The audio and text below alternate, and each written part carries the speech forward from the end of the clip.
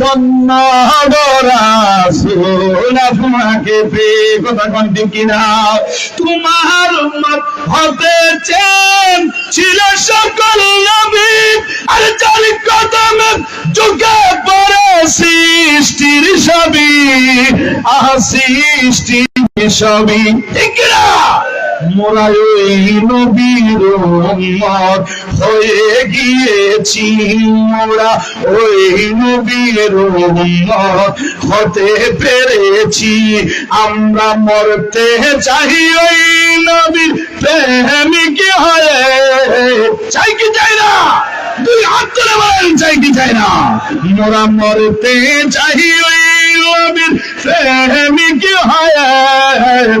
ধন্য গো রাসূল আপনাকে পেয়ে, বলেন ইয়া রাসূলুল্লাহ ইয়া হাবিবান, একটু হাত তুলে দেন, নবী খুশি হবে, বলেন ইয়া রাসূলুল্লাহ ইয়া হাবিবাল্লাহ, বলো ইয়া রাসূলুল্লাহ ইয়া হাবিবাল্লাহ।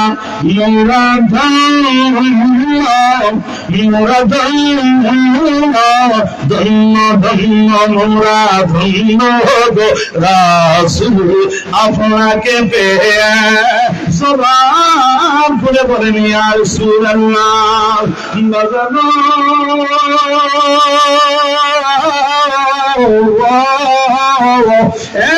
আমার যুবক ভাইরা, মুরব্বি বাবাজিরা, বলা হয়েছে শানের রিসালাত আর বেলায়েতের উপর কথা বলার জন্য। বাজান রে,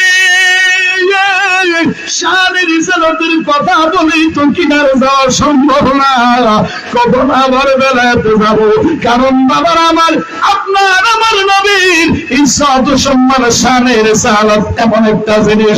শায়ের বলেন ইয়া সাহিবাল জামালে ওয়া ইয়া সাইয়্যিদাল বাশার মিন ওয়াজহিকাল মুনিরিনা কদ মুফিরাল কমার লা ইউমকিনু সানাউ কামা কানা হাক্কুহু কে বাদ আজ খুদা বুজুর্গ তুই কিসা মুখতাসার জেরে কোন সুবহানাল্লাহ। কারণ শানের রিসালাত আপনার আমার নবীর শান, আল্লাহর দরবার যে কত মহান বাবার আমার লক্ষ্য করেন।